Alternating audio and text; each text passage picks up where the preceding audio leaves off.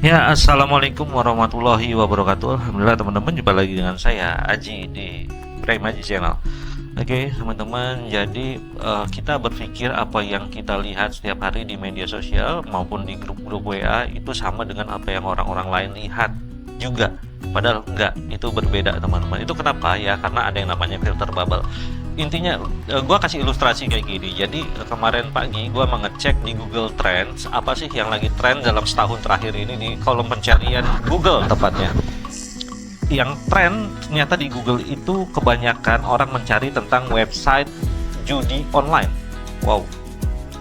Dibandingkan misalnya kata kunci pencarian tentang contohnya politik ya, misalnya ijazah palsu Jokowi, apa RUU TNI, bahlil, bahkan yang lain-lain. Pokoknya ini politik, bahkan selingkuhannya RK itu ternyata dalam 12 bulan terakhir, bahkan sebulan terakhir, bahkan 7 hari terakhir itu tidak menempati posisi kata kunci yang paling banyak dicari di mesin pencari Google, melainkan itu tadi website judi online. Dan kemudian ada soal sepak bola yang cukup dominan juga ya, pertandingan Indonesia lawan Bahrain, lawan Yaman dan sebagainya. Nah, jadi ternyata teman-teman, yang mungkin kita berpikir bahwa hal terpenting di dunia ini adalah soal ijazah palsu, adalah soal isu terkait kebijakan-kebijakan Prabowo, dan antara dan sebagainya. Tapi ternyata bagi sebagian besar orang itu belum tentu menjadi isu yang penting atau isu yang menurut mereka perlu ditindaklanjuti gitu, seperti itu teman-teman. Itu kenapa? Ya karena kita sudah masuk di dalam filter bubble. Oke teman-teman, kita kritik dulu sebelum gua ngejelasin tentang filter bubble. Kita akan kritik dulu tentang data Google Trends tadi. Dan Google Trend ini bisa jadi tidak tepat juga, bisa jadi bias. Karena apa? Karena satu, itu hanya meliputi pencarian website di halaman pencari Google, sedangkan kita tahu halaman pencari bukan hanya Google. Satu itu. Kedua, selain website juga di media sosial itu tidak termasuk di dalam Google Trends ya. Jadi kalau pencarian media sosial itu justru tidak termasuk di dalam Google Trends. Itu satu. Kedua, proses pencarian yang diteliti, yang dilihat oleh Google Trends adalah tindakan aktif mencari di kolom pencarian di Google. Tindakan aktif mencari, mengetikkan kata kunci dan mencet enter kalau di laptop. Ya, di HP sama aja gitu ya. Nah, sedangkan kebanyakan kita netizen itu hari-hari ini itu malah nggak aktif. Kebanyakan kita itu pasif di netizen, yaitu yang disebut dengan doom scrolling. Doom scrolling itu artinya scrolling tanpa henti sampai tiada akhir. Makanya doom itu kiamat ya. Doom scrolling atau infinite scrolling bahasa teknisnya. Jadi kita scrolling terus di website, di sosial media, di timeline, di WA, di semua, di Facebook, Instagram, X, bahkan TikTok. Kan kita rata-rata kita doom scrolling dan kita berhenti untuk menikmati konten yang menarik untuk kita. Kalau nggak menarik ya kita terus saja doom scrolling gitu. Nah, ini kan tindakan yang pasif sebenarnya ya, kita dipapar oleh konten-konten media sosial. Jadi tindakan yang pasif, sedangkan yang dilihat oleh Google Trends itu adalah tindakan yang aktif.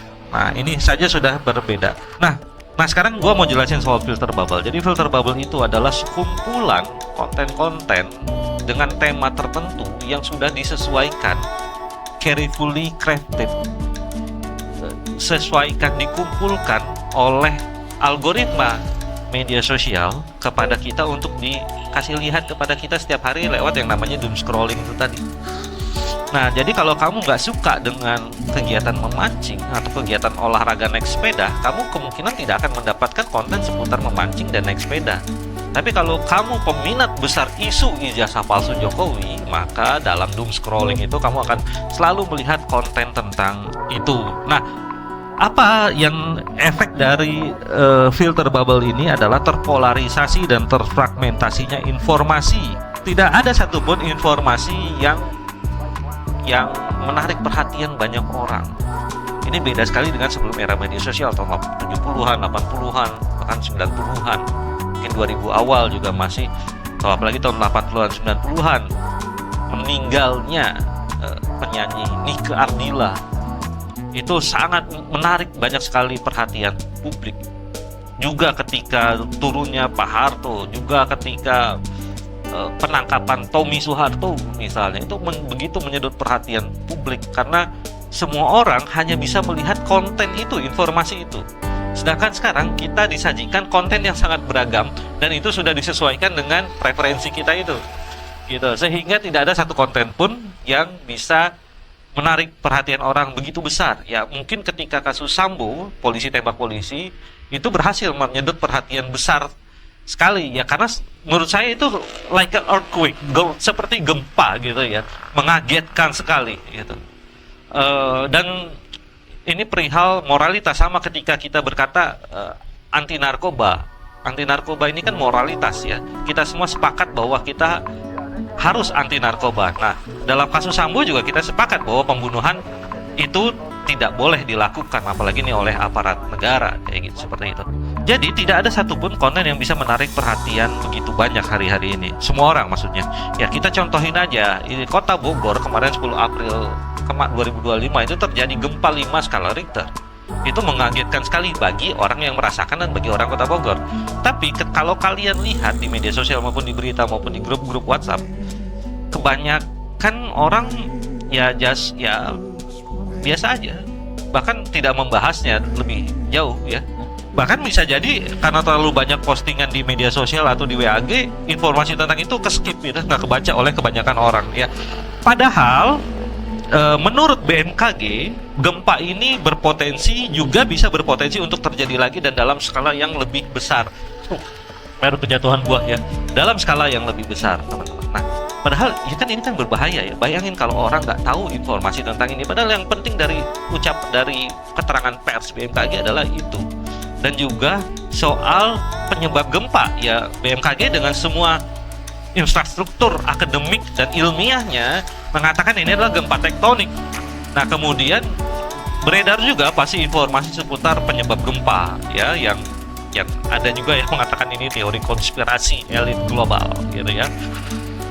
Setidaknya kita berpegang pada otoritas, meskipun ada juga yang disebut dengan bias authoritative bias. Ya, bias otoritas juga ada sebenarnya. Jadi bias otoritatif itu adalah ketika kita mempercayai semua apa yang dikatakan yang punya otoritas, dalam hal ini pemerintah. Nah, padahal teman-teman ya, setiap komunikasi, setiap teks itu selalu ada relasi kuasa di belakangnya. Dan yang namanya relasi kuasa itu tidak berarti legitimatif bagi semua orang gitu. Jadi pemerintah belum tentu mendapatkan legitimasi dari semua orang dalam hal misalnya persetujuan. Kalau legitimasi kekuasaan ya dapat persetujuan ide, persetujuan gagasan dan sebagainya. Bayangin ya, kalau informasi seperti gempa itu orang nggak ada yang peduli. Nah, bahaya kan sebenarnya, sehingga orang tidak bisa mempersiapkan diri ya, melupakan bahwa gempa bisa terjadi kapan saja. Oke. Nah, teman-teman, jadi inilah yang selalu saya kritik soal information overload di era medsos dan artificial intelligence. Distraksi yang selalu mengalihkan dari yang the most important things to know. Karena dari informasilah olah pikir sampai keputusan untuk bertindak bisa diambil. Begini maksudnya, dari info kan kita mengambil keputusan itu based on informasi ya, sebelumnya kita pikirkan dulu kan pastinya. Nah, ingat nggak bagaimana proklamasi Republik Indonesia prosesnya dilakukan? Kan ceritanya gini, Jepang nyerah setelah dibom nuklir oleh Amerika ya, kemudian Jepang menyerah kepada sekutu. Nah, berita Jepang menyerah kepada sekutu itu kan didengerin di radio. Kalau teman-teman ingat ya, film-film atau di buku sejarah diceritakan itu didengar di radio oleh para pendiri bangsa, termasuk Bung Hatta, Bung Karno, Sultan Hamengkubuwono dan sebagainya. Nah, para pemuda juga mendengar itu, dan berdasarkan informasi itulah para pemuda bergerak, teman-teman, melihat bahwa ini kesempatan untuk memerdekakan Indonesia, mau untuk memproklamasikan Indonesia. Maka mereka mendesak Soekarno dan Hatta untuk segera memproklamasikan Indonesia merdeka. Dan ini terjadi dengan yang kita kenal dengan kejadian Rengas, penculikan Soekarno-Hatta ke Rengas Dengklok itu loh. Nah, teman-teman bayangin ya, kalau misalnya para pemuda kita terdistraksi oleh informasi macam-macam, Bayangin kalau hari itu sudah ada media sosial dan para pemuda kita terdistraksi dengan drama Korea, dengan Liga Voli Korea, Megawati ya maksudnya. Kemudian dengan hal-hal yang lain, dengan sepak bola, dengan isu perselingkuhan mantan pejabat, mantan gubernur Jawa Barat dan sebagainya, tentang isu kekayaan berlimpah dari Pak Bahlil gitu ya. Ya mungkin para pemuda karena terlalu asik dengan distraksi-distraksi itu tidak sampai pada satu pikiran untuk segera memproklamasikan Indonesia. Tapi kita lihat kenyataannya berbeda kan, bahwa era informasi justru belum bermula di tahun 45 seperti itu ya. Nah gitu teman-teman. Nah jadi teman-teman, itulah efek imbas dari filter bubble, yaitu kita terdistraksi dengan informasi-informasi yang mungkin kita sukai sebenarnya, tapi belum tentu itu relevan itu pasti, belum tentu itu penting untuk kita ya, belum tentu itu juga bermanfaat, dan seringkali itu hanya sekadar hiburan semata gitu ya. Oke teman-teman, lebih cerdas bermedia sosial, seleksi semua informasi, kalau bisa matikan history. Nah ini nanti mungkin ada sesi khusus tentang bagaimana mematikan history di media sosial, sehingga media sosial agak sulit untuk melihat preferensi kita kemana gitu ya. Oke, semoga bermanfaat. Billahi taufiq wal hidayah. Wassalamualaikum warahmatullahi wabarakatuh.